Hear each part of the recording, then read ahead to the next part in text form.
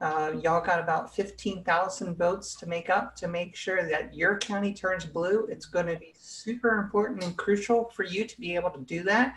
And I want you to be able to grasp those independent voters and those who have not voted at all since 2012 to bring them to the polls. Tell them to vote by mail. Tell them to make sure that they register to vote.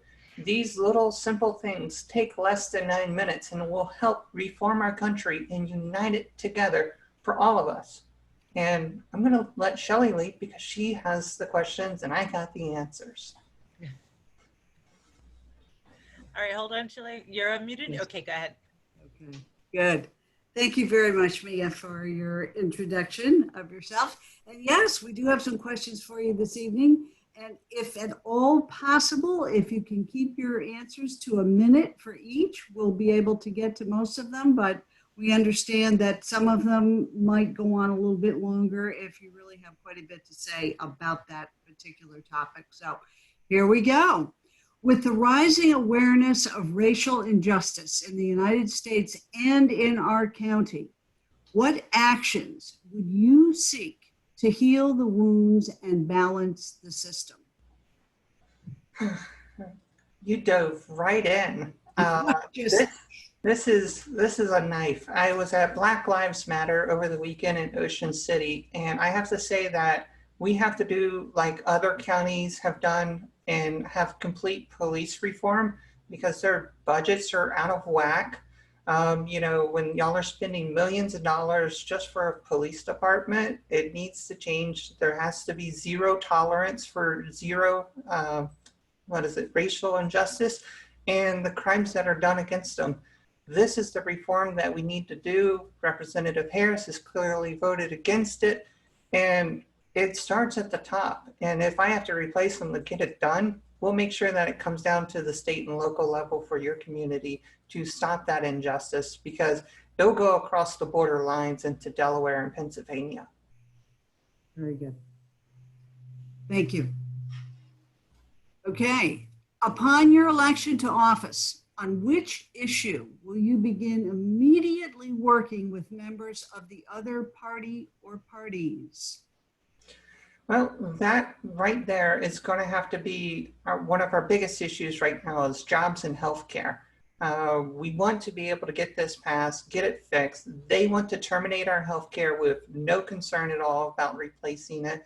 And then of course they want, you know, people to work for bottom dollar, and we earn our money by making sure our employees are taken care of. So we have to reach out to those companies and make sure that we provide them to incentive to stay in Maryland.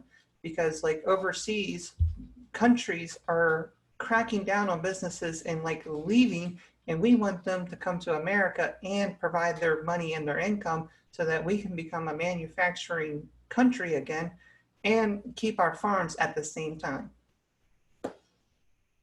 Very good. Thank you. What would be your plan to improve the economic conditions for the working class citizens in Maryland's District 1? Now, for our district, it's going to be our farmers out on the northern side of Cecil County. For our industrial areas along 95, it's going to make sure that they actually stay there, those manufacturing jobs. In the suburban side and in the national parks, we need to make sure that they're clean. We need to make sure the waterways are protected with the environment so that we actually have a place to enjoy our time off in recreation. These are the things that we need to make sure that in District 1, that keystone corner of our district is protected. There are so many things on the federal level that other people are doing to provide little grants here and there. We need to make sure that people stay here in Maryland and enjoy Maryland. Very good, thank you. Both Medicare and Social Security are currently on track toward insolvency. How would you deal with these issues? Well, we need to make sure that they get refunded. That is a problem with the Treasury, the SEC and the IRS and the federal system. Currently, they're printing trillions of dollars and investing it by buying stock and bonds for companies that are going bankrupt daily. Two fast food chains just yesterday dropped in bankruptcy packages for 1,600 stores. That honestly needs to change so that we can actually make sure that the working class has a job instead of just those who are working in Wall Street. That's what needs to change. We need to make sure that the Treasury and the FEC, the Fed and the IRS and the SEC have the teeth in the fight by making sure that they can enforce the laws that they have. And they're currently not doing that because there's no transparency at all with them. Thank you, Mia. Cecil County has an agreement between the Sheriff's Department and ICE.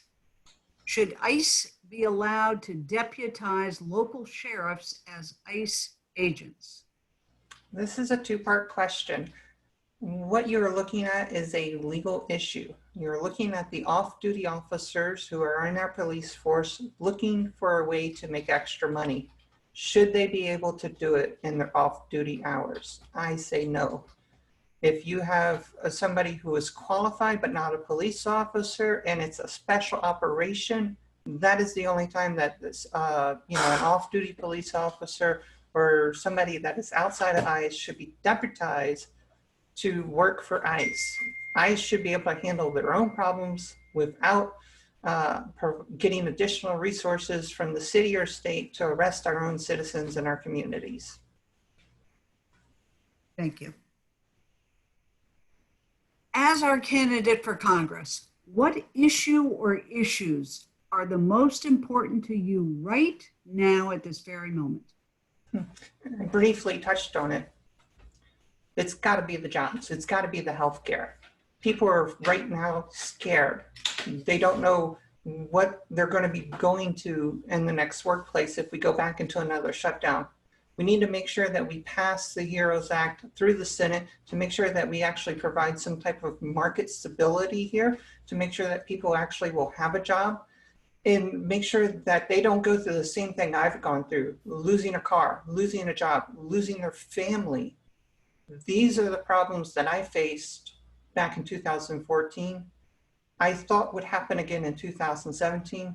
And now in 2020, millions are facing this pandemic with the fear of losing their job and their health care. This is what's on the mindset of those who make under $100,000 a year, and we need to protect them, not the people who make millions plus in their pockets, who hire everybody who makes under 100,000.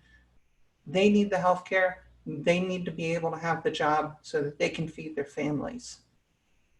Thank you. The next one is a two-part healthcare question.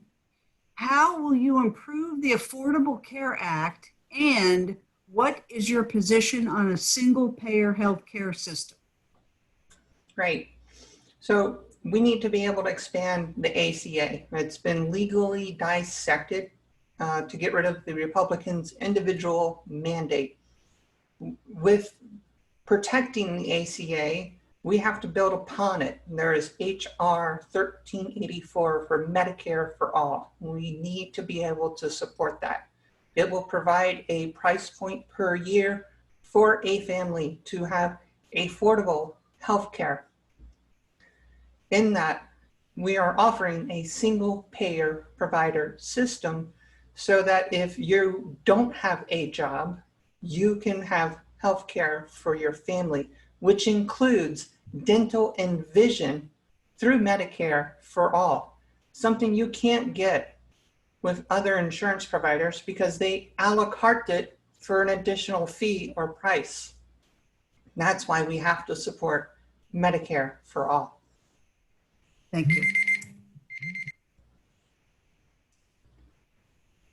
you. What strategies will you propose to move the country and the planet rapidly toward renewable energy? This would definitely have to be getting the EPA back together, get them fully funded, make sure that the Paris Accords provide those same guidelines that they did for 2030 and 2040, so that we have those renewable energies and those Green Deal to provide solar, wind, power. and of course, battery storage technology so that we can get rid of power generation stations that rely on gas or coal.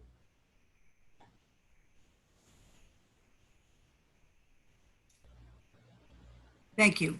What will you do to prevent the meddling of foreign governments in future U.S. elections?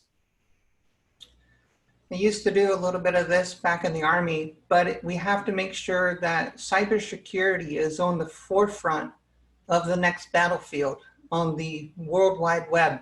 And of course, making sure that we protect our elections and also protect the new frontier, which is space, for which our World Wide Web travels through. And that's going to make sure that we stay secure and connected when you go to your browser and research information. That's going to be pivotal as long as we can make sure that we bring back net neutrality as well. Thanks, Mia. Much of our country, or I'm sorry, much of our Cecil County is a combination of rural, waterways, and suburbia. What's your plan to deeply engage with each specific area and address any of the unique concerns each may have? This is the situation I faced when working with all 12 counties. So Cecil County is no different. Every little area has its own issue. Therefore, we in our campaign are looking for staff volunteers to make sure that they join us to help us phone bank, eventually maybe knock on the door, and find areas where we can stake a 4-foot by 8-foot sign into people's yard to make sure that they know who we are, they see who we are, and then they can join us in doing the same things that are repetitive, but actually make a difference by getting people to vote by mail. So if you're out there in the rural areas from Rising Sun all the way out to Fair Hill, that's a team. From Northeast out to Elton, that's a team. And then from Chesapeake Bay Bridge, which is Chesapeake City down to Cecil Town, that's another divided area that we need to make sure that we reach out and touch those individual communities because they're new developments. And we need to make sure that they turn up to vote this November. Thank you. What are 3 ways by which the federal government can reverse the militarization of state and local policing? Say that question again. What are 3 ways by which the federal government can reverse the militarization of state and local policing? Well, the first thing we can do is make sure that we're no longer selling our military equipment to the state and local governments. When it goes to what we call dermo, we need to make sure that it's actually sold to someone that is going to scrap it, not repurpose it or sell it or use it for police forces. Secondly, I've already talked about making sure that our police force starts off with a fresh face in our community to make sure that there is a 0 tolerance for those racial injustices. And then of course, we have to make sure that we have transparency, which is the latest House bill to be introduced to the floor so that our police officers who are, bad people can quit and go to another state and get a job. We need to make sure that they're listed in a database that is accessible to all federal and state employers so that they can make sure that they're not hiring a bad cop into their department, because that body camera footage is there and it's being recorded for what they did to the citizens in our community. Okay, thank you. Would you vote to shut down the government to force a solution to an important democratic bill? Why or why not? This has been a personal issue for me. Being in the military, I completely understand why the government has shut down and why I ended up having to live paycheck to paycheck. I believe that if I have to shut down the government, it best be for a good reason for both sides of the aisles. And I would want to make sure that I don't get a paycheck as well for that time period where we have that insolvency between the parties to not agree upon a budget when we can agree on many other things to get bills passed that help our communities. Okay, thank you. Would this be, I'm going to stop for just a moment. Would this be a good time to take a look at some of the chat questions? Sure, sure.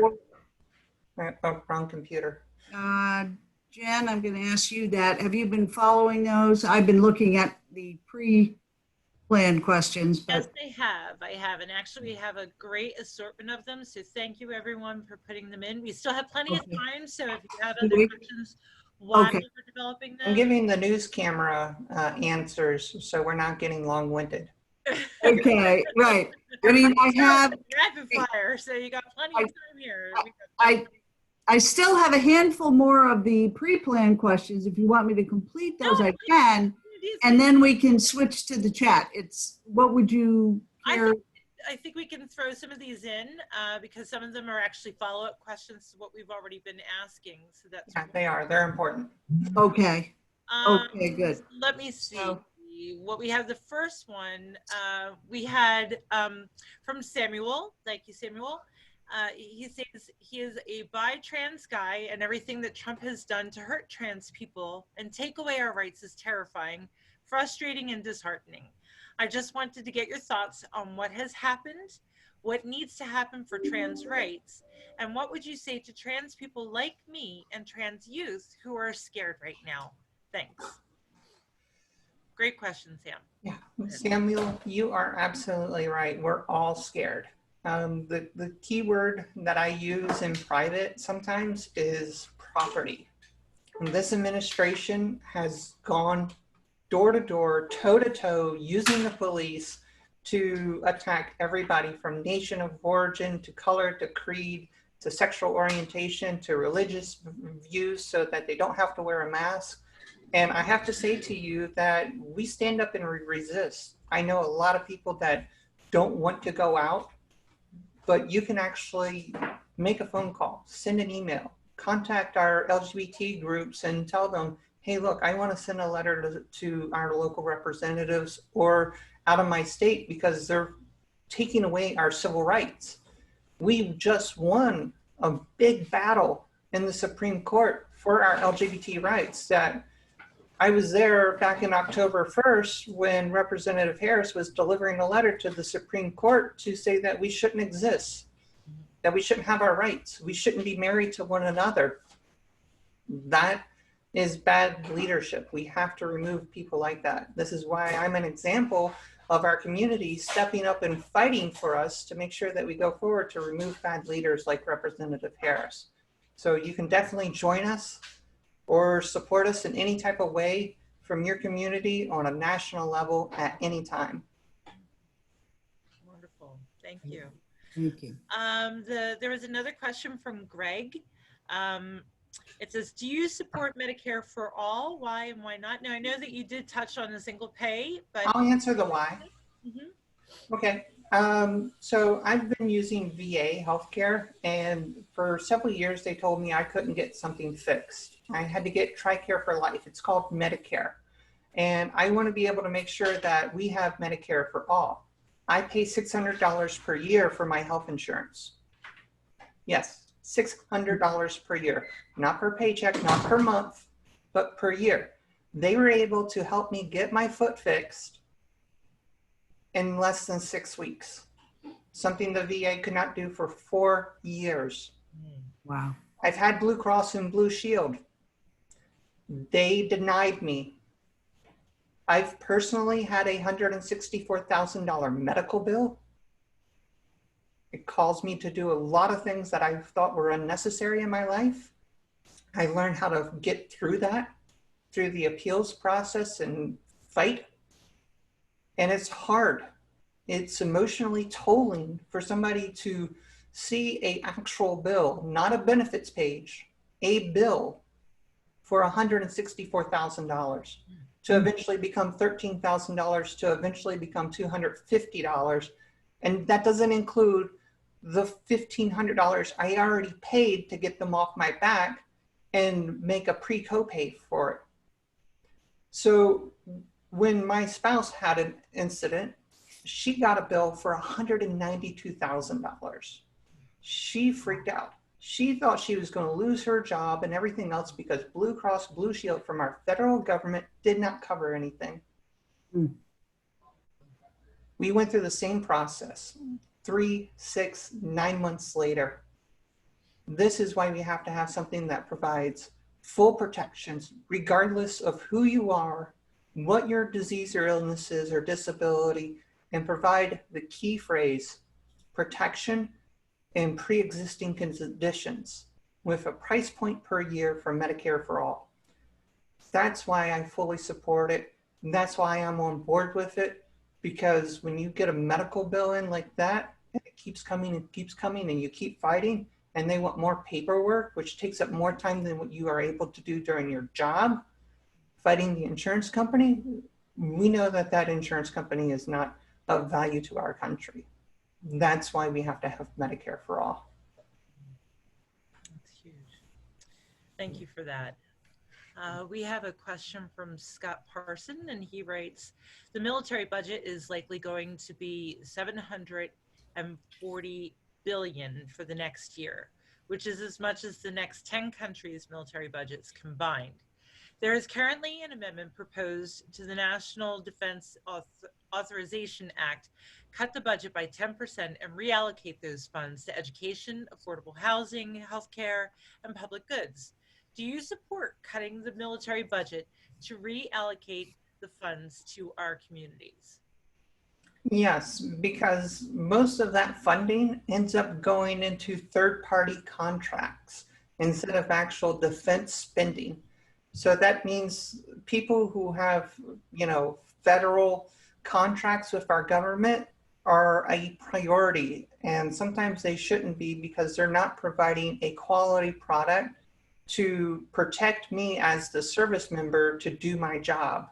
It is inferior to see that come in. And we have fraud, waste, and abuse programs, and we report it, but it takes time to get the budget corrected. So if I elected, I would definitely be supporting a cut to make sure that our social programs see an increase in return for all of our departments and the White House.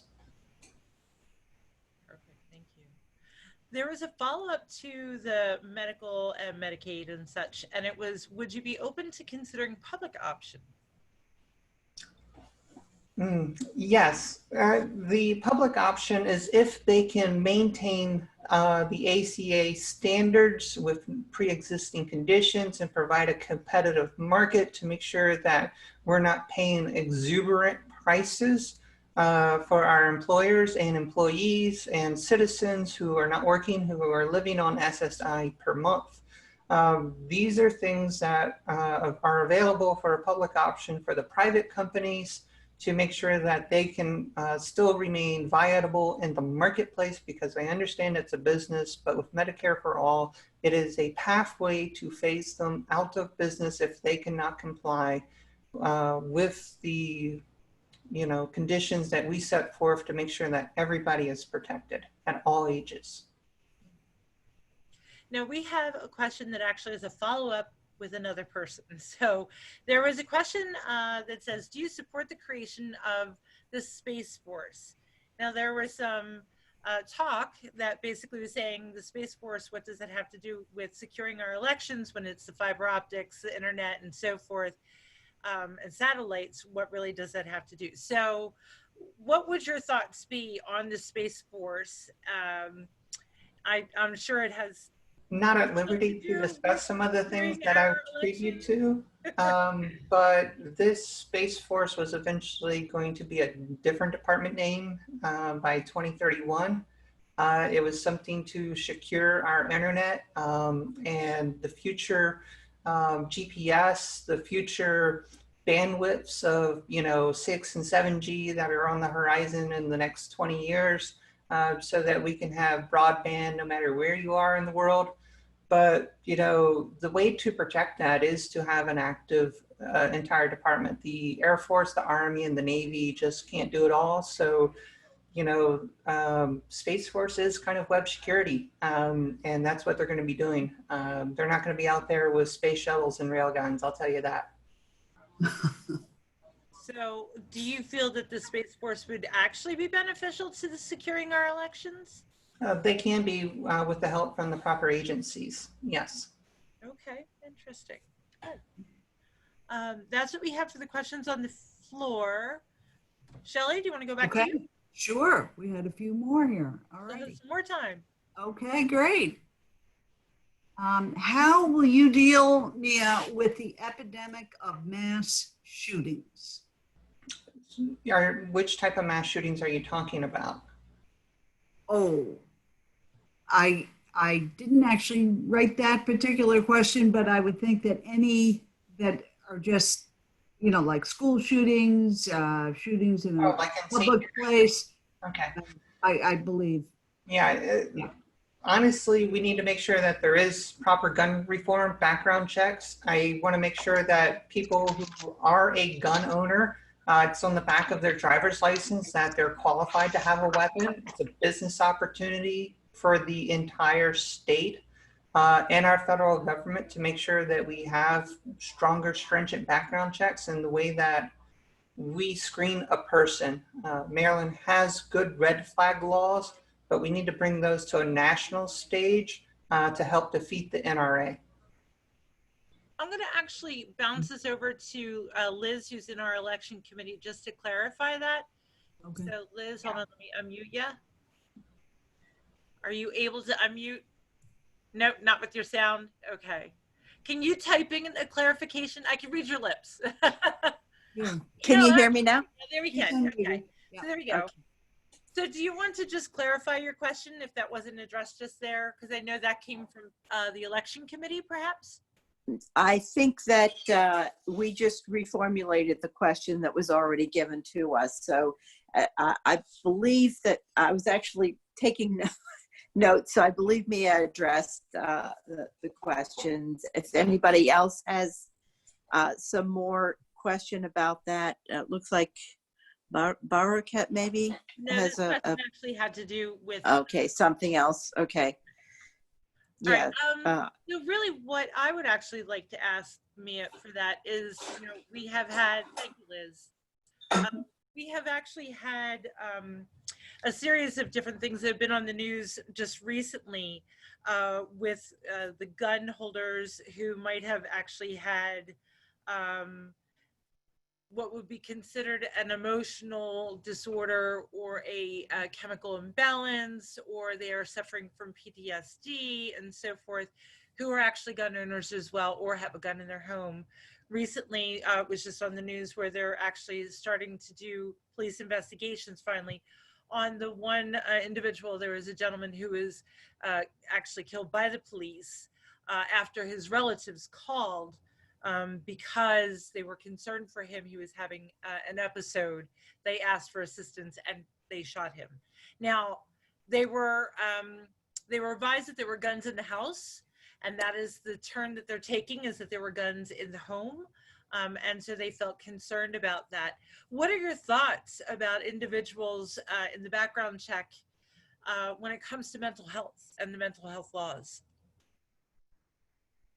This will have to be my answer for the policing because they went into the home with the assumption just based on tidbits. I have military training that will differentiate because I would need, per my rules of engagement, positive identification before shooting someone, making sure that I was in danger. Even if they have mental health conditions, to back up. I was there with Afghans who were on drugs and opioids and stimulants. And the best thing that you could do was to isolate them, leave them alone, don't shoot them. It creates a bigger issue.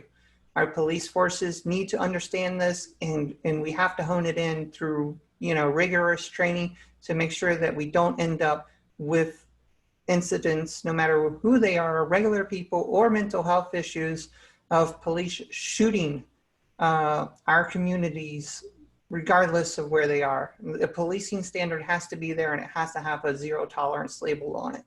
because they should know better before engaging a subject or a home with somebody that may be identified with mental health conditions with weapons in the house. Because like any NRA nut would say, we use it for hunting and recreation only. Well, some people actually use it for self-defense. And we need to make sure that the people in the household and the other occupants are protected as well. This will make a clear difference of how they engage the home before entering and drawing their weapons and shooting.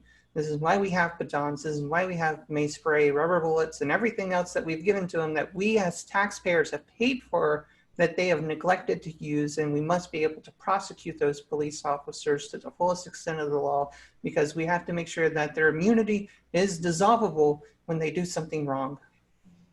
Thank you very much. I appreciate that. There was a question going back to the Space Force.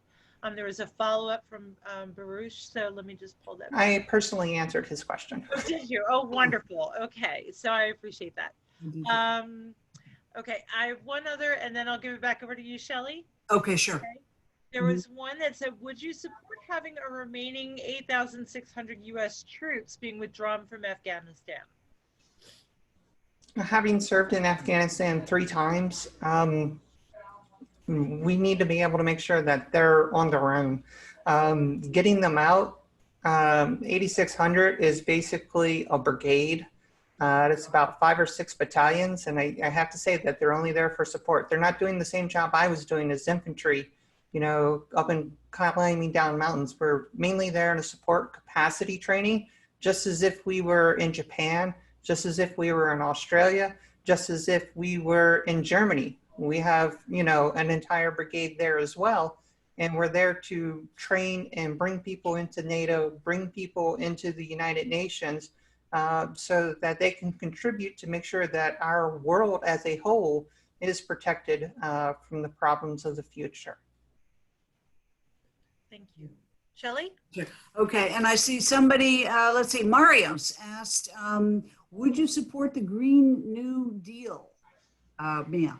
Yes, it is a complicated bill. It has a lot in it. It's definitely worth something reading again, as a new bill will be coming forward with it. And I would definitely be supporting it because it provides the jobs, the opportunities, and the new technologies to enhance our communities. Okay, all righty. And we keep having chat questions, so this is good. And Baruch jumped in again. Do you think it's ableist to restrict people with mental disorders from owning firearms? Or is it a reasonable precaution? Who draws the line about what counts as a mental health condition?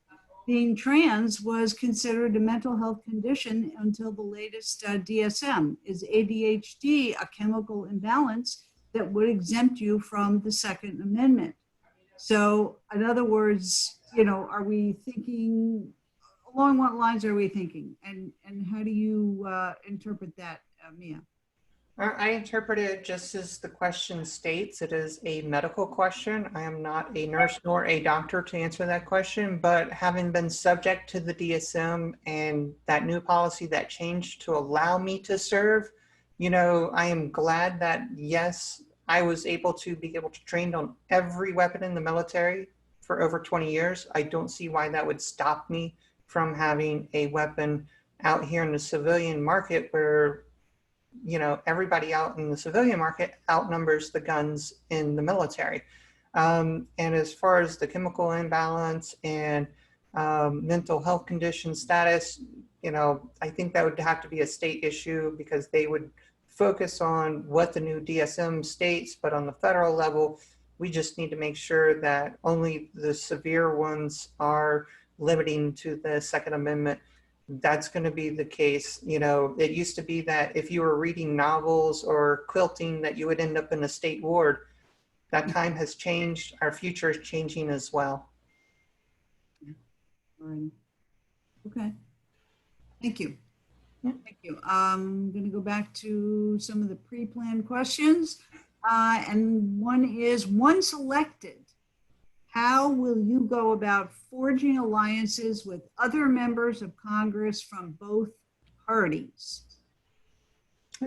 That's kind of easy, just how I met you. I've gone and knocked on doors, presented my issues. I've listened. I've given my concerns to them. Even if I agreed or disagreed, we found out at least how we like to have Coke or Pepsi.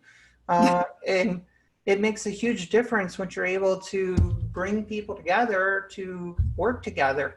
We're there to represent our communities, and that's how we're going to have to represent America. And in 2020 and 2022, we are going to have new blood because so many Republicans, hard bodies, have decided to quit and hang up, and I don't see why Representative Harris hasn't retired yet. Thank you. Okay. Neither do we. What is your position on reforming the Electoral College? Wonderful state issue that needs to be brought up to the federal level. This is one of those things that we have to look at the states and say, is this a good idea? Because, you know, this is founded in our Constitution. It's a constitutional question. And we have to make sure that it's reformed properly to make sure that it's still traditional and still gets the job done for what it was designed for by our forefathers. So no matter if you're fundamentalist or realist or a futurist, you know, we need to be able to agree that the states who have a popular vote, no matter if they were gerrymandered or not by their state, the victor gets that electoral college vote so that we can actually have it working again for the entire country. I think that's the biggest flaw with the Electoral College is where the state parties are able to redistrict everything to make a winner for the Electoral College. So just to clarify then, you would make some changes to the Electoral College? Yes, yes. Okay. I would bring those state issues up to the federal level because there's a lot of discontinued guidance between all the states, which have led to election frauds and other issues. And they brought it up as hoax, etc. But when you take a look at their states, they've been gerrymandered to win that way. So that is something that we need to make sure the states represent with the votes that are there for that candidate who is our president to become. But you are in favor of retaining the electorate? Yes, at this time, yes. It's been working for over 300 years. Okay, thank you. What measures can be undertaken at the federal level to root out systemic racism, support greater understanding of its historical context, and promote the public dialogue on civil rights and civil justice? So measures at the federal level to root out systemic racism. Well, like I've repeated myself again, it is going to have to be making sure that we have zero tolerance toward this social injustice. The discrimination is there. We have the ERA. It needs to get passed. It needs to get signed by a president who is a true leader. And then to make sure that everybody from the state levels, the local levels, understand that. So that if you're working or you're an employer, you're there to protect someone's civil rights, not to discriminate against them.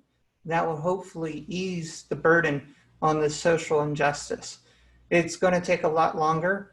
We've had Band-Aids on this, and every little thing that has happened has ripped it off and has caused a divide in our country and has united us against this to make sure that we stand up for our communities first, our country, and to make sure that those bad leaders are held accountable for what is going on in our communities as far as social injustice and the racial harm that is done to them.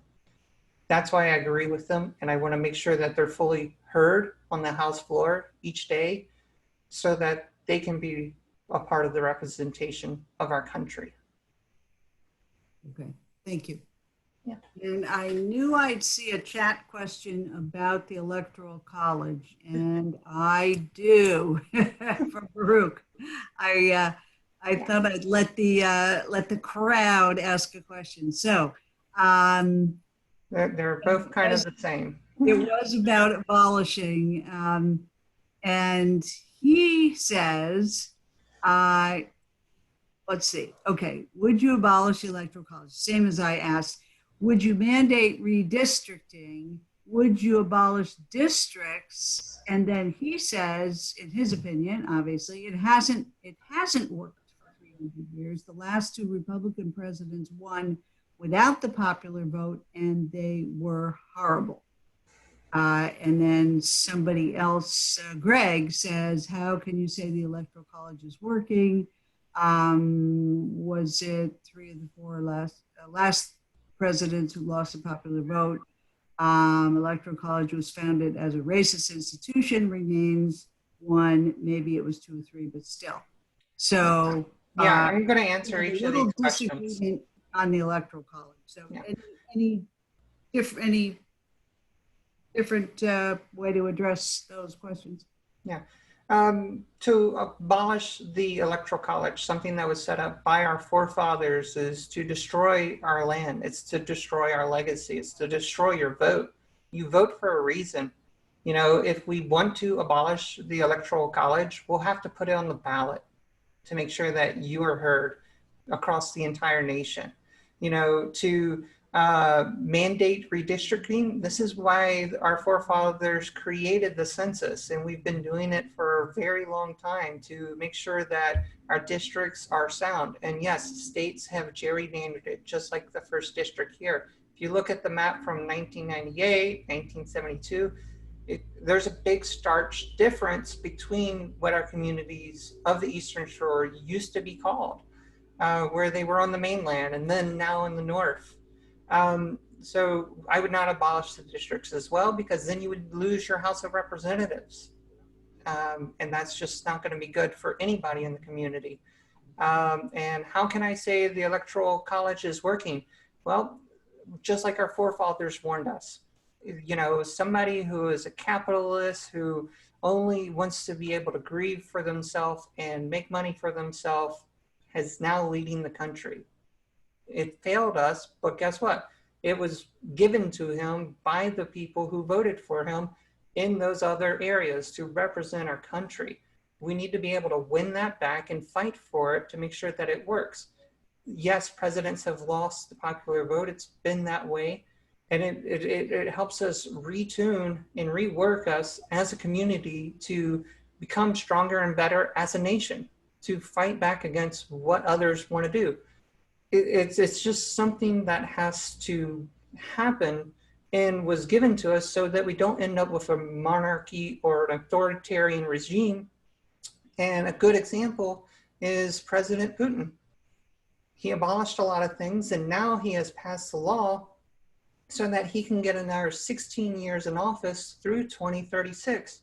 Imagine if Donald Trump got reelected and started doing the same thing President Putin did, and we're stuck with President Trump for another 16 years. This is why we have the Electoral College, and it's in our Constitution to have it.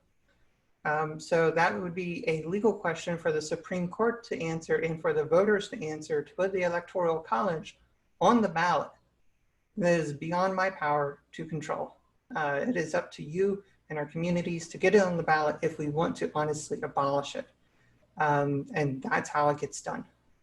And we'll go into the next question. So actually, Shelley, if I can Yes. sort of recapture some of the comments that are coming in. Sure. What I'm reading here, Mia, is a consensus, an opinion, a common opinion that the Electoral College, yes, was part of our Constitution in its creation, but it was created for a very specific time and people, when only the property owning male, specifically white property owning male, was able to actually be the person who voted. We had limited states. We don't want to go back to that. Right. We want our equality for this reason. But we had limited states at that time, so we weren't even a full nation then. And the representation, because the Electoral College was created because of the state of illiteracy, the fact that many people didn't have the means to travel to go and vote for a popular vote and such. We're now at a place where, you know, we're sending out ballots via the mail. We're doing more and more electric balloting as well, where the common people really want to have a say that their vote matters, because it tends to be a counter a lot of times when we're doing the get out the vote, and we're challenged by youth who are saying, well, why should I even bother voting when the Electoral College is going to change everything anyway? So if you were to think of the individuals who are voicing their opinions tonight, that it's outdated. Yes, we certainly had it in our Constitution, but our Constitution has been redefined, thankfully, because women are now voting, gay people are now getting married, Black people have the right to own property and are free, all of which, if we have read the Constitution literally, none of this would have been possible. So with all of that, how would you address this in a way that still keeps to that in mind, that we're trying to move into a more modern nation? Well, I think, just like y'all are still educating me on exactly what is going on for the past history, it is something that we all have to do. It is something that, I cannot do alone here. I understand what the concerns are for the Electoral College and why it's failed, and where it's gone wrong or has done good things. But it's just something that I know that I cannot change. I want to change it, but to how to change it is going to be where I work with others to get it done. And we have to know where that legally goes and go with it. Yes, people want to abolish it. That is why we listen to them. We share their voice, we share their concerns. It's going to make a difference in the future to make sure that my rights are protected, your rights are protected, and that our vote is protected. But that's just going to be something that we're going to have to address with. And right now we have 450 plus bills to work on to get them repassed. And if the Electoral College is in there, we're going to have to do it. Okay, so if it were actually a bill that came to your desk, you would approve it? Yeah, I would take a look at it and make sure that, we review it fully, and that if it wants to be passed, we're going to make sure that my community is heard and they're going to get their vote. I'm not Dr. No. Okay, thank you. I think that's what people really need to just understand, that final stance. It's a very in-depth question about the Electoral College and how it's worked for the last 100 years plus. My family came on a ship in Norfolk back before the Constitution was even written. So I completely understand, what we're going at and where we're changing things. We just need to have that voice of opinion, that listening, and then making sure that we get something done. Mm-hmm. Okay, thank you. There are some follow-up questions here, Shelley. So I'm starting at, do you want to start at Scott Parsons? Yeah, I see Citizens United, perhaps. No, there was one on the at-will employment. That's where I'm at. Okay. Oh, we'll go ahead and read that. It keeps scrolling and I'm I know. going to miss it. So Lose track. go ahead and read. We had a good subject. I'm very happy to see that people are engaged, because this, we do want everyone to have their moment to actually speak to the candidate and have your voices heard and your thoughts, concerns addressed. So thank you. Yes, this is better. We still have, a couple of more minutes left. So there was a follow-up on something that was said earlier would you support an end to at-will employment, especially since it could be used to circumvent laws protecting the LGBTQ plus folks from getting fired? Yeah, that's kind of a big thing. I've been on the front end of the stick of that. I used to be praised and awarded, and then I came out and then I was told, oh yeah, you're not getting any more work. You're being disbanded. I switched departments one time because I was outed. And then I had to, take legal action. And then after that, I was Bruce Jennered on Mother's Day, asked to be a maid on Tuesday, applied for the maid's position on Wednesday. Thursday, they asked me to maintain my time and clean the office. I'm like, I'm not your maid. I'm not your mother. And then I put on my 2 weeks notice on Friday. So I've been on that brunt end of the stick, and the workplace harassment also needs to end, because that leads to people, either being terminated or, making them think that it needs to change. I'm ready to make a change for us. Thank you. So the Citizens United question, we're at that one now. Shelley, do you want to Oh, yeah, I'm pretty sure that's a legitimate question.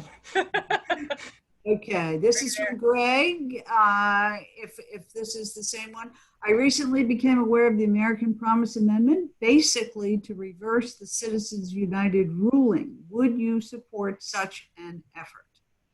I would probably need to read it, but I've been a staunch supporter of getting rid of Citizens United, just because there's a lot of other delicate issues in there, and I know it would probably start a whirlwind in here that we don't have time for.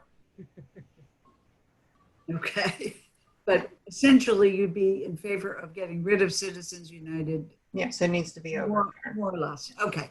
Okay, sounds good. And what about statehood for District of Columbia and Puerto Rico? DC, I'm 100% behind it. Puerto Rico, they're in debt, and I would support them as well, along with a little place that a lot of people forget. It's called Guam. Guam. Yeah. Okay. So you know, if there's people out there that are listening in Guam, we support you as well.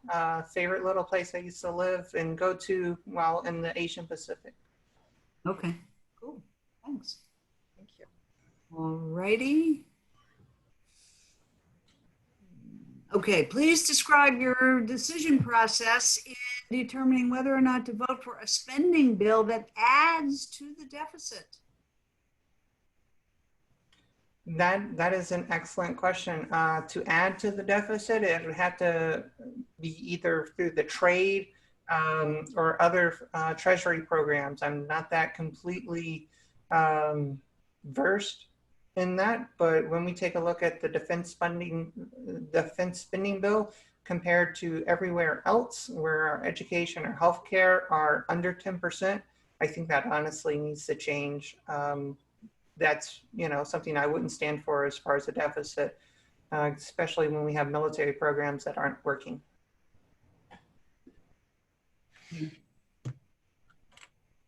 Let's see. Puerto Rico wants statehood. Yes, I see that question. Okay, right. Yes, obviously that would assume that they would want it themselves. Yeah, I And think if not, then leave it alone. if they do, yeah, you're not going to force them into statehood. Yeah, I'm not the only Marylander with Old Bay and Goya and adobo, okay? All right, let's see. Scott came in just in the last moment or two here with a question. Do you support imposing arms embargoes on human rights violators? If so, do you also support an arms embargo on Israel, which Amnesty International has called for? Israel, that's a separate question. And for as far as the other countries and individuals and their companies that have human rights violations, I would definitely impose a lot more embargoes and sanctions against them because they are not upholding standards of basic humanities and human rights for the entire nation. This is why we report them to the United Nations and NATO to impose these sanctions and embargoes on. As far as our friends and allies in Israel, you know, it's one of those things that is very, very super touchy. I did not get a chance to serve there or represent those people, but it is something that we can definitely sit down and learn about because if I remember right, it's the Hezbollahs and another group, but I can deep dive into that with you offline, Scott. Okay, thank you. Okay, we're getting to the very end of our prepared questions. How successful do you think the first round of stimulus spending has been in mitigating the economic impacts of COVID on individuals and businesses? And do you support a second round? Do we just have one? I guess we just had one round. Yeah, we've had one round. It's been a temporary Band-Aid. Think of it as a paycheck to paycheck. It didn't help a lot of people. It didn't help individual small businesses or small LLCs. So it was not a lot of transparency in who was getting approved, denied, or given the money. That's why hopefully in our second round, we can make sure that it is spent correctly and a lot more people are getting what they deserve and earn as a grant, not as a loan for what the SBA is doing with the billions of dollars that has already been approved and given to them. It was misused, and we need to be able to make sure that gets changed. This was incorporated into the HEROES Act, something Representative Harris voted against because it was another multiple issue bill, and he doesn't support that. So we have to make sure that is something that we can provide people a monthly stimulus through these hard months. And the quicker we get it past the Senate now, call your senators, flood the switchboards, make sure that it gets heard on the Senate floor so that it can get to the president. So that Donald Trump can make himself look good and do a Twitter shout out that the country is reopened just before Election Day or Labor Day, and he's given billions of dollars to people. But understand that you, the voter, have called those senators and said, we needed this. That's the representation that you are providing in your community that I'm looking to provide on the House floor to make sure that future bills like this get passed. So great question. Okay, good. Thank you. Let's see. Oh, I think we have one more out of the original group. Be safe, Raj. Do you think tax cuts create enough economic activity to offset their costs? With the current tax cuts, no. That was just a bad deal for all of America. We had programs that got cut, and then the tax cut gutted it, from White House departments to state departments to all of our federal programs out there that relied on that money were cut out.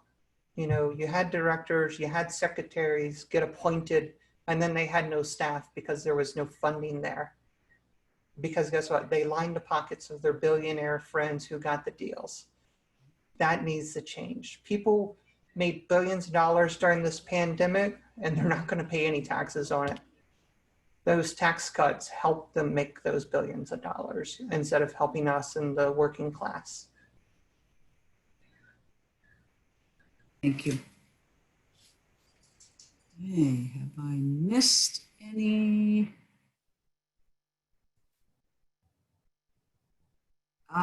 Chat questions. Did anybody see any?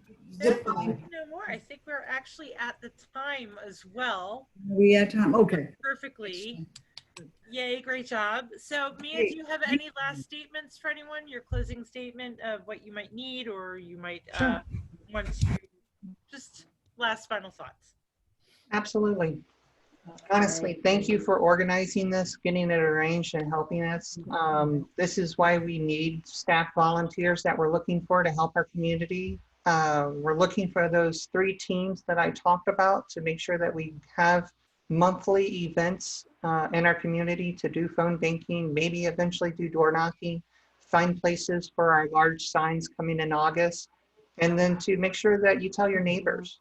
We have postcards that you can write out and give to the communities and mail them to other residents in the district. We have our Facebook page, and we have a groups there for volunteers. You can also email me. I actually answer. I reply. My phone number is super easy. It's 410-94-MASON. Yes, I answer the phone. You know that. Yeah. And get things done. That's the future benefit of not only this pandemic, but you actually get the person who's going to do something for your community and make that change. And that's going to be beneficial to us after 2021 when we're in the office. So what I would like to ask is if you could put your contact information, your website information, and so forth in the chat, that would be great. I know that there are some questions as well. So Greg and Sam, I appreciate that. We are out of time for the questions and such, but Mia will be able to receive them and can directly contact you Let me just make sure we have contact information for everybody. So Samuel and Greg, what I would ask is anyone who has any questions that we're not able to reach, I'm going to actually type in, if I can get it to work here. Hold on. Cecil Democrats. If you want to email those questions to me, we can certainly do so, or you can send them along to Mia in her chat as well. Contact information for that. But Mia, once again, thank you so very much. You're welcome to stay for the rest of our meeting. I really appreciate that. We still have our I'll be business. departing at around 8 o'clock. So I'm going to answer these questions and then I got to make another video. Okay. Okay, great. Well, thank you very much. I appreciate that. So just so people know, we do have our regular meeting that we still have to do. So our agenda, we don't have a very packed agenda. We try to keep it very light so that we would have time for Mia. But we do have to go through some of the official things, such as the approval of the minutes. So that's the very first thing that we're going to call for, is the approval of the minutes that were emailed out to the members.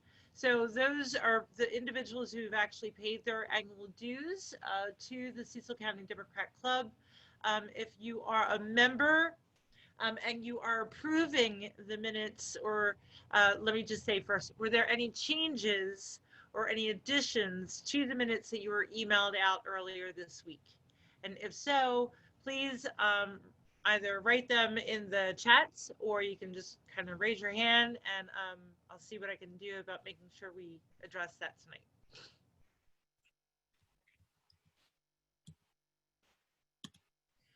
Okay, I don't see any additions or questions coming in through there. So by show of a raise of a thumb, you know, those members who approved the minutes as stand, may I please have a thumbs up? Excellent. Anyone opposed?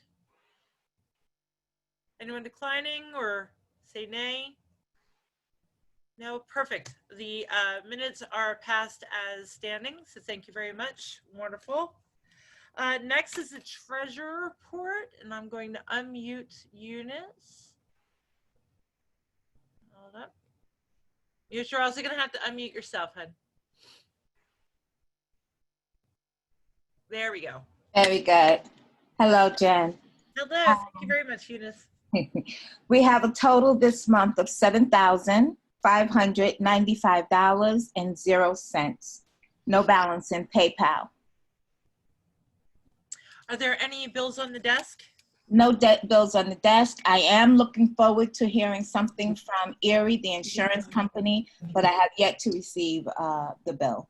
Okay. Wonderful. Wonderful.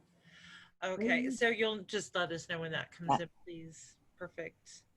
All right. So since there are no bills on the desk, we can move forward, and I'm going to you, and I'm going to unmute Liz. So Liz, can you also unmute yourself?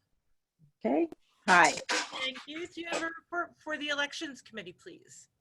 Yes, our elections committee met on Tuesday, and we are looking at promoting the virtual phone banking.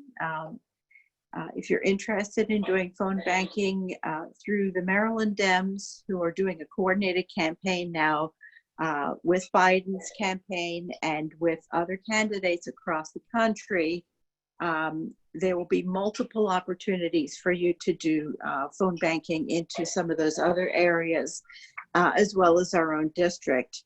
Mia mentioned her phone banking campaign. We're also supporting Mia, and that's kind of the main focus of our work in this next period. We will be doing an event, hopefully coming up next weekend on Saturday. I know there's another Cecil Solidarity rally that's planned for that day as well, and we're going to try to coordinate those two so that people can attend both. There's certainly Mia to go to both. We are looking for volunteers. If you are interested in doing voter registration, there is a training on July 8th, and that will be both virtual and in person, so you can take your pick. If you're interested in that, the easiest thing to do is send me a message on email. My email is EV as in Vicky, D as in David, UBRAV as in Vicky, C as in Charlie, IC @gmail.com. And if you're interested in volunteering for the elections committee, please send me an email there as well. So that's 3 p.m. on Wednesday is the training for voter registration. And we will be doing different voter registration events going forward. So I believe that's about it for right now. I'll turn it back over to you. Thank you very much. I appreciate that. Okay, so next on our agenda is community service. Let me just unmute Janice. Janice, are you able to unmute yourself, please?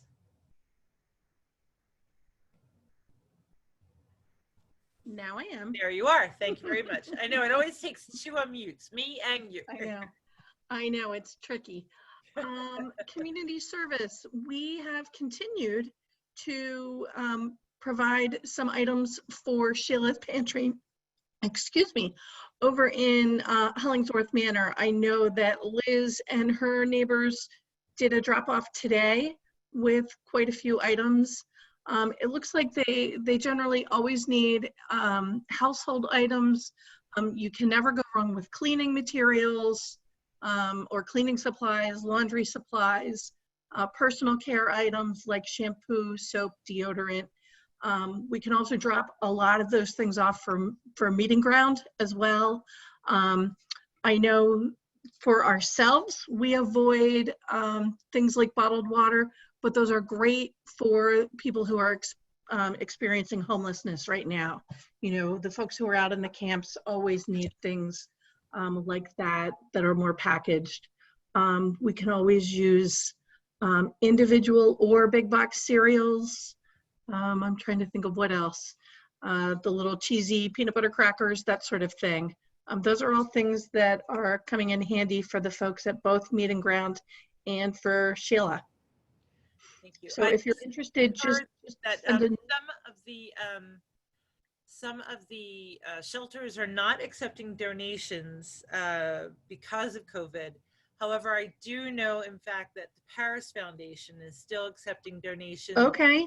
On Bridge Street on their warehouse. So if you have any clothing or food items as well, typically this is the time when people start, going through their closets.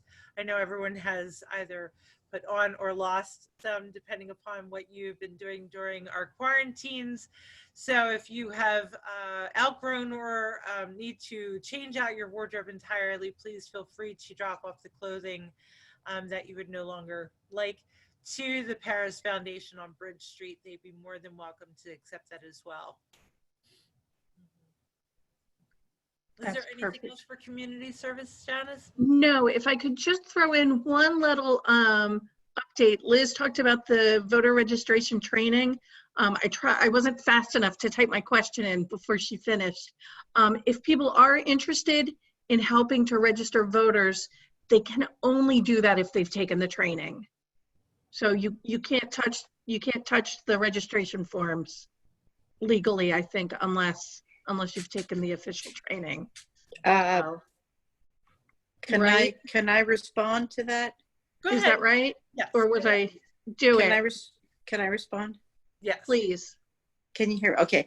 Yes. So you may give out the forms and people can fill them in and send them back in. No problem with that. But you can't actually, if they have questions, you can't go and help them by answering those questions unless you've been trained and certified by the Board of Elections. All right. Okay, so you're welcome to take the forms and hand them out at the rallies or whatever, but you just can't really take them back or assist with anything in filling them out. Okay. Thanks for clarifying that. Sure. I was trying to sell your class. Not your class, but our Do class. it, Janice, do it. All right, Lori is not here tonight for the education. I just wanted to see if there was any updates on schools, going back to schools or not. I don't know if that decision has been made. I know in other states they're trying to find a way where they can do a staggered entry for schools. So I just wanted to see if there was any updates on that. If anybody does have any information about that, you can certainly put it in the chat. That would be great. React, right now, React has actually kind of been quiet. I had spoken with Heidi, and she had mentioned that they just have not really been having a lot of meetings during the summer, especially with COVID. So they are hoping to regroup eventually and to have more of a presence as well for the club. So our React committee is basically our subcommittee that handles those outward facing events of crisis and need within our community that go beyond just community service, where it's truly something that needs a presence, whether we're standing in protest along with other organizations or we're doing special postcards and phones and that kind of thing. So if you are that kind of person and you want to have the name of the React committee on the end of your resume, please feel free to let us know. We will happily accept you in there. And so I'm going to ask for either Lindsay or Eunice. I don't know if Pat's, oh, and Pat Folk is on as well. So let me see if Pat wants to. So Pat, I'm gonna unmute you. Yeah, let me see if it'll unmute. Will it unmute? Okay, so I am trying to get Pat unmute. Pat, so can you unmute your screen? I wanted to see if we could just have a report from the Central Committee. There you are. Go ahead, Pat. Here I am. I've Go got ahead. some laryngitis issues, so I hope you can hear Well, actually, you're kind of breaking up. Do you want me to hand it? Do you want me to hand it over to you or Lindsay?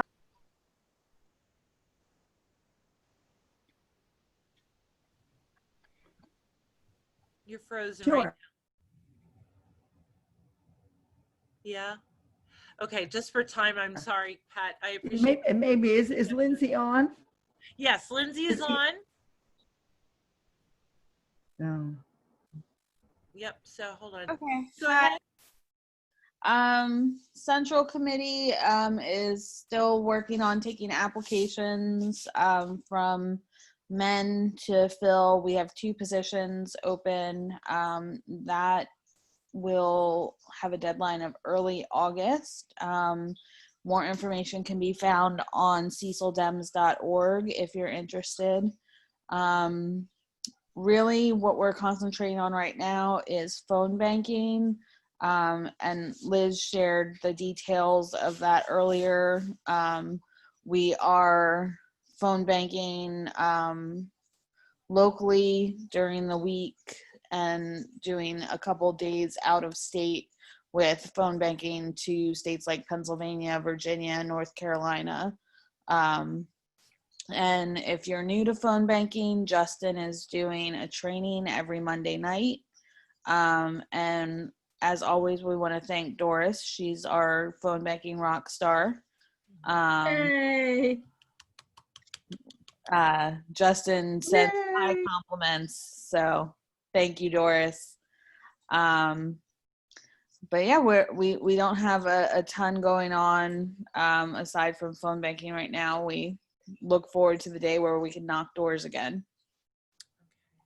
There was a question raised earlier about headquarters for the Central Committee. Yeah. Is that something that is being looked into still or has been stalled by COVID? It's kind of installed by COVID. We're toying with the idea of doing like a virtual headquarters. So manning a Zoom for specific hours every day. And then going from there. That's what we talked about at our last meeting. So we're still just kind of playing it by ear to see what COVID's doing. Okay. And if you, I don't know if you would have the answer right now or not, but if you would have the capacity for the Democrat Club to also be part of that, like we had at the last campaigning season where we shared space, or are you having, do you know if that's going to be just for the Central Committee's headquarters? If we did do physical headquarters, we would definitely want to share, just because, you know, we're a committee of 8 and we need all the help we can get from Democrat Club volunteers. And if we do online, we'll still be looking for Democrat Club volunteers to help man the hours online as well. There's a question from Doris. I'm going to unmute Doris. Doris, can you also unmute yourself? Yes, I was just wondering, this was a question, I put it in the chat, but I didn't know if anybody would see it. I only have the same old link for phone banking that I've been working on. So I heard, Lindsay, you said that there's other links for out of state. How do you get a hold of that? So I sent an email to our email blast. I can forward that to you. Okay. That had Justin's info. But everything we get is through Justin. Okay, I have his contact info. That's not a problem. Yeah. Yeah, I'm surprised he doesn't email you directly at this point because you're a rock star. He has emailed me about questions I've had. So yeah. So Darcy, also he has the contact information and such for the upcoming phone banking in the email blast that the club just sent out. How does that come out? I'm not sure if I'm on that so list. That one, you should be getting that one, but I'll double check. I'm pretty sure you're on our mailing list for that one as well. Okay. That one came out just this week. I want to say on Tuesday or Wednesday. I apologize. I think it might have been Tuesday or Wednesday. Oh, I got one that was like a newsletter. Is that it? Yes. Okay, I got it. Perfect. Thank you.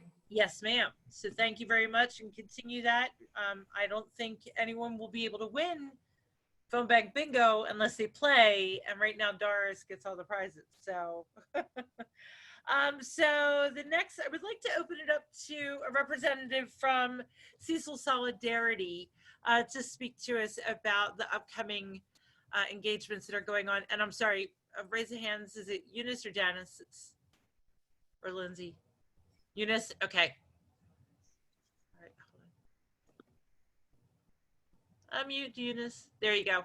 Yeah, I just wanted to comment on the virtual phone banking. Oh, certainly. Yeah, originally I had brought that idea to the Democrat Club. So I don't think that we can do it without you guys. You have the volunteer base.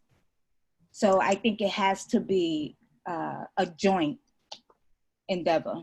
Yeah, I agree. I just don't want to assume. So I appreciate that. So are you to speak, or Janice or Lindsay, about Cecil Solidarity? I just would like to mention that we met with some leaders in the Black community this week, actually on Tuesday in our board meeting. We met with the residing pastor, Reverend Kevin Brown of Wrights AME Church, and with Ezzie Murray, who's the president of the NAACP. And the purpose of that meet was to join forces so that the Black community can stand together united when we speak to these dignitaries and different offices within the police department, because previously, I think the NAACP has been the voice of the Black community. And with Cecil Solidarity, excuse me, now emerging, we just wanted everyone to know we're a united front.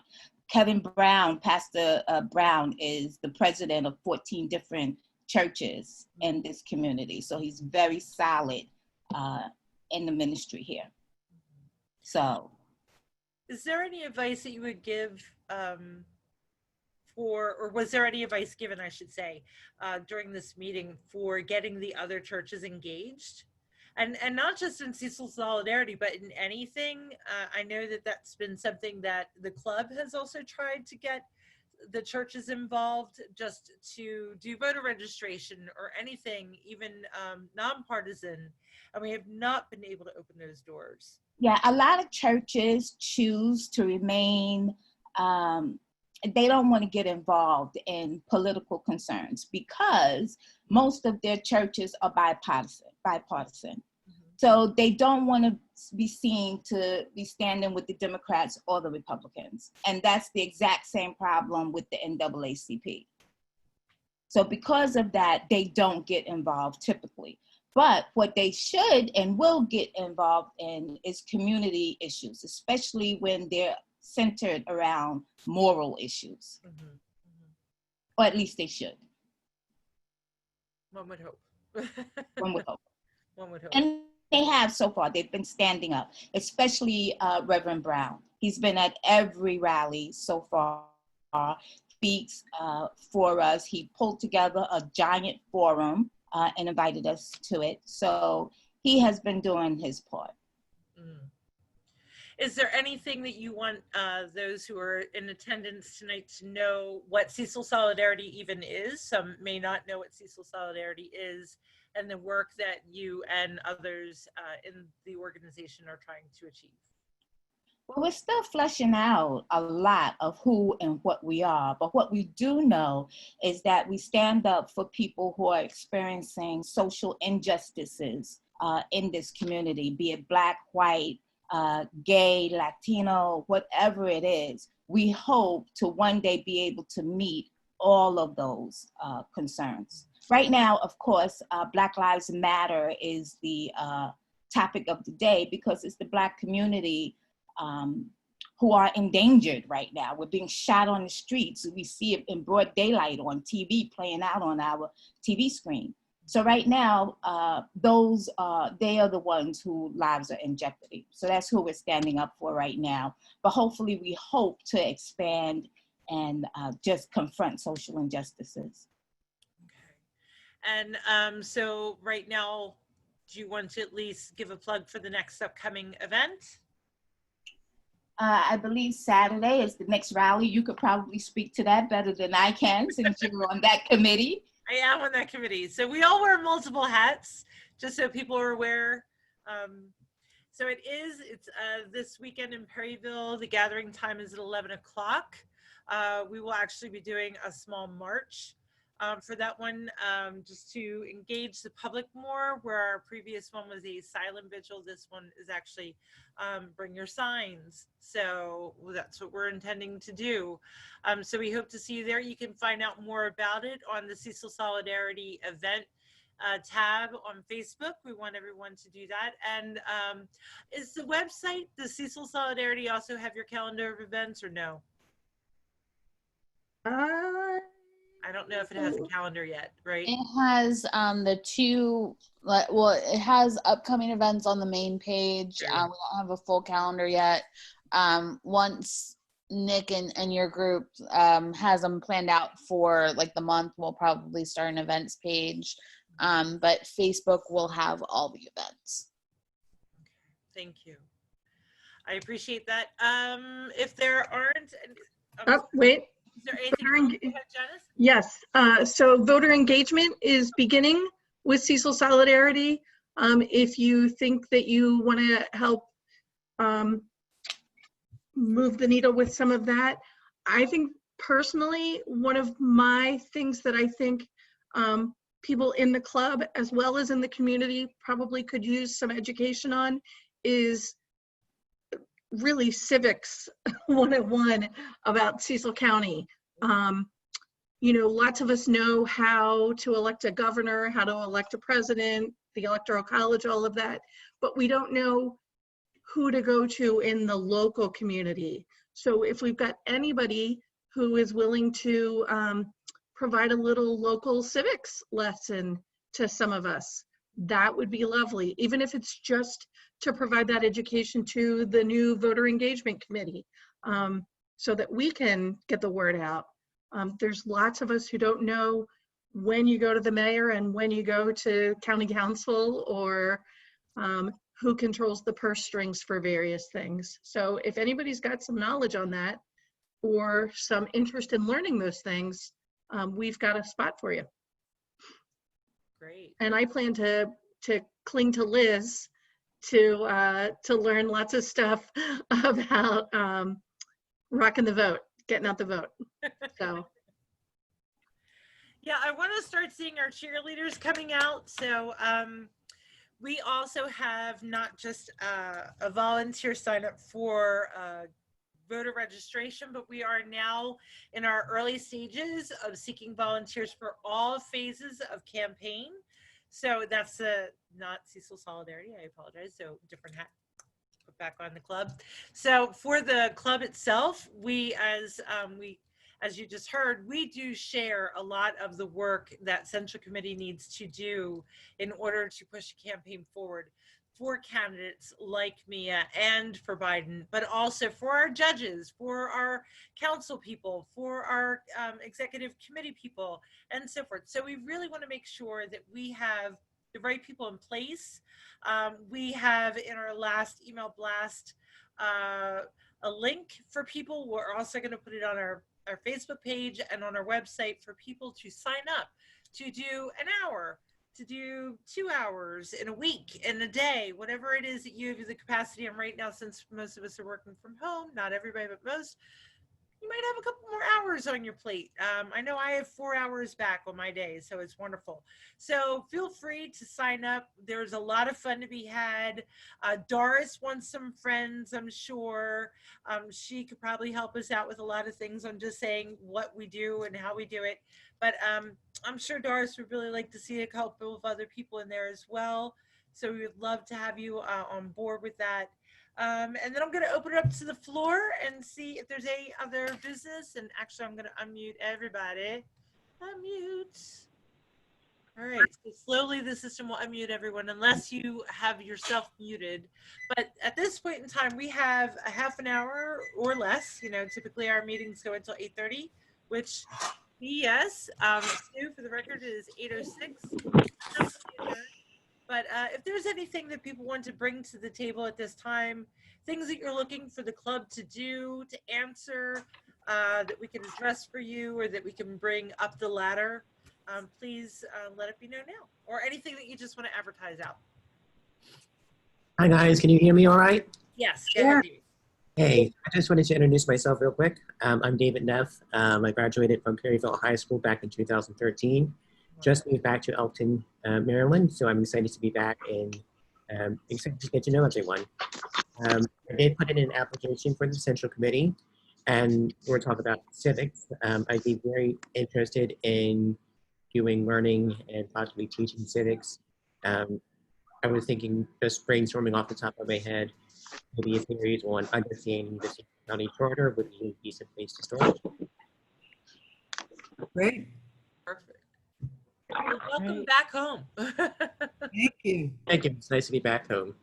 Yeah, great. Thank you.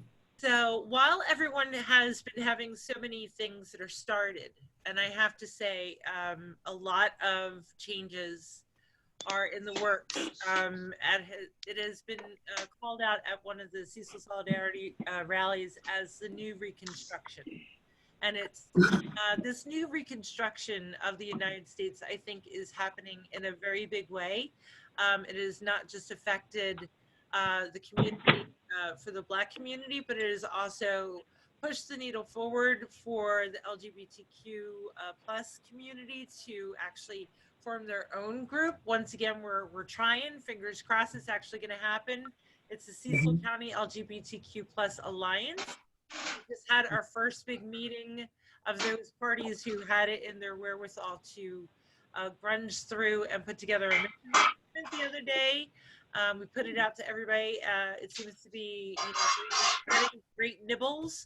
And I know that we're going to be planning to have a meeting every Monday at 7 o'clock on, I think we're using Google Group or Google Chat, whatever it's called. But it really has a lot of excitement. There's a lot of new members. Everyone's very excited to make things happen. So for those activists that have started things in Cecil Solidarity, I thank you very much, founders of not just that, but you also became a catalyst for a lot of other things to start as well. So we give great thanks for that so very much. And to all of you who have stayed on tonight to be a part of history, as we have Mia Mason running for Congress in our beloved county, and hopefully, fingers crossed, votes placed, please, and phone calls made, we will get her into that office and Andy Harris out, as well as others. So at this point, I'm going to ask if there are no other questions to come to the floor. Okay, may I please have a motion to dismiss and to adjourn? So moved. All right, I have Eunice first, sorry, and then seconded by Janice, and then followed up by Doris. Thank you very much. This meeting is now adjourned. Our next meeting is August 6th. I believe it's the 6th. Right, yes, it is. Woohoo! Look at me. August 6th, same bat time, same bat channel. Right, same Zoom link, right? Same Zoom link. Might not be, because lately our links have been scrambling, so that's okay. I don't mind that. It keeps it secure. So I would like to wish everyone a happy 4th of July, or happy Independence Day, or happy Independence Day for some. And hopefully we'll have Independence Day for all. God bless you all, and I hope you have a great night. Thanks so much. Good night, everyone. Will you have the transcript of the chat? Will that be made available to the club members, or what? I have a full recording of everything that's taken place. It's still actually recording now, so I can stop that now. Hold on, I'm gonna stop. Okay. Will that be part of, say, soon?